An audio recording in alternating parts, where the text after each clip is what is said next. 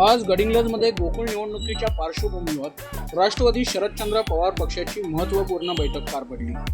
यावेळी राष्ट्रवादी शरद पवार पक्षाच्या नेत्या नंदाताई बाबुळकर यांनी आपल्या पक्षाला सन्मानजनक जागा मिळायला हव्यात यासाठी मंत्री हसन मुश्रीफ यांच्याशी चर्चा करू, तसेच जिल्हा परिषद पंचायत समिती निवडणुकीत ज्या पद्धतीने दोन्ही राष्ट्रवादी एकत्र झाल्या होत्या त्याच पद्धतीने गोकुळच्या निवडणुकीत होईल अशी आशा यावेळी व्यक्त केली। तसेच चंदगडचे आमदार शिवाजीराव पाटील मंत्री मुश्रीफांच्यावर आता जरी सातत्याने टीका करत असले तरी ते महायुतीतच राहतील असे मत त्यांनी यावेळी व्यक्त केले। त्याचबरोबर गडिंग्लज, आजरा, चंदगड भागातील जास्तीत जास्त ठराव गोळा करू आणि जिल्ह्यातील नेत्यांच्या समोर आमची ताकद दाखवून देऊ असे नंदाताईंनी यावेळी पत्रकारांशी बोलताना सांगितले। या गोकुळ संदर्भात आज राष्ट्रवादी पक्षाची एक महत्त्वाची बैठक पार पडलेली आहे। नेमका काय निर्णय घेण्यात आलेला आहे? आज सर्व कार्यकर्त्यांशी विचारविनिमय झाला। कार्यकर्त्यांचा काय विचार आहे, कारण तुम्हाला कल्पना आहे की आता 2 पॅनल उभारतील।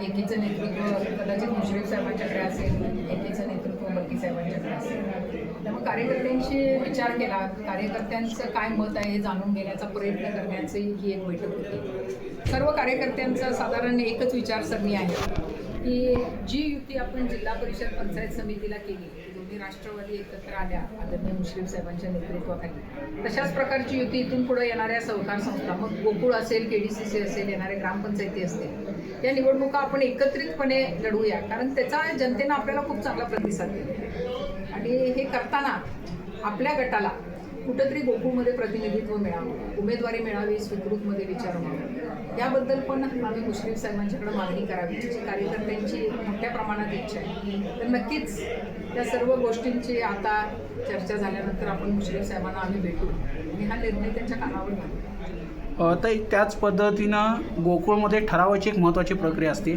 ही आपण प्रक्रिया कशी करणार?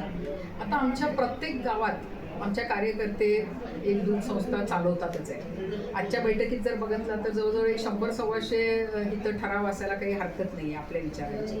त्यामुळे सर्व कार्यकर्त्यांना सूचना दिलेल्या आहेत। प्रमुख सूचना हीच आहे की अनेक प्रलोभनं या निवडणुकीत दाखवली जाणार आहे। तुम्हाला कल्पना आहे या निवडणुकीचं स्वरूप फार वेगळं असतं, त्यामुळे त्या कुठल्याही प्रलोभनाला बळी पडू नका।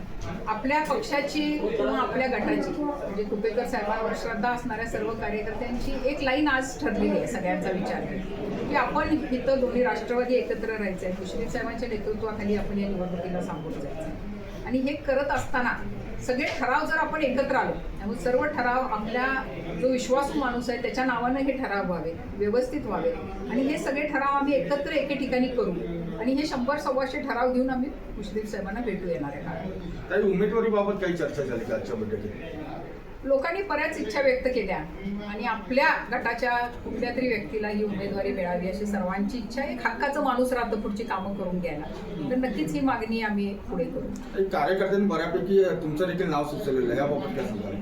आदरणीय कुपेकर साहेबांचं एक तत्व होतं की सगळी पदं घरात नको, तर माझंही त्या ह्याला म्हणजे आमचेही विचार तसेच आहेत की कार्यकर्त्यांना संधी मिळावी।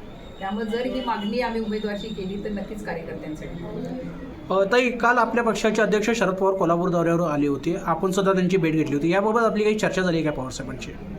आदरणीय पवार साहेबांना आम्ही आमच्याकडून निवडून आलेल्या सर्व जिल्हा परिषद पंचायत समिती आणि जे चंदगडचे आमचे 3 नगरसेवक निवडून आलेले आहेत ह्यांना साहेबांचे आशीर्वाद घेण्यासाठी आम्ही तिथं गेलेलो होतो। कुठल्याही प्रकारची राजकीय चर्चा ही तिथं झाली।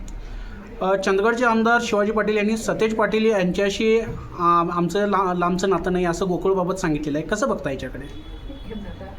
आदरणीय बंटी पाटील साहेबांशी आमचे खूप चांगले संबंध आहेत। खासदारकीची निवडणूक आम्ही एकत्र लढवलेली आहे। आमदारकीच्या निवडणुकीलाही बंटी साहेब माझा फॉर्म भरायला होते, बंटी साहेब माझ्या पाठीशी विधानसभेला उभे राहिलेले होते। पण जेव्हा जिल्हा परिषदा आणि या निवडणुका झाल्या त्यावेळी विचारधारणा आमची वेगळी झाली। मला खात्री आहे की शिवाजीराव पाटील हे एक महायुतीचे घटक आहेत आणि आज जरी त्यांची भूमिका वेगळी असली तर कुठेतरी आपले मुख्यमंत्री देवेंद्र फडणवीस साहेबांना अतिशय ते मानतात। त्यामुळे ज्यावेळी देवेंद्र फडणवीस साहेब त्यांना शब्द टाकतील त्यावेळी शिवाजीराव पण महायुती सोडून कुठं जाणार नाही।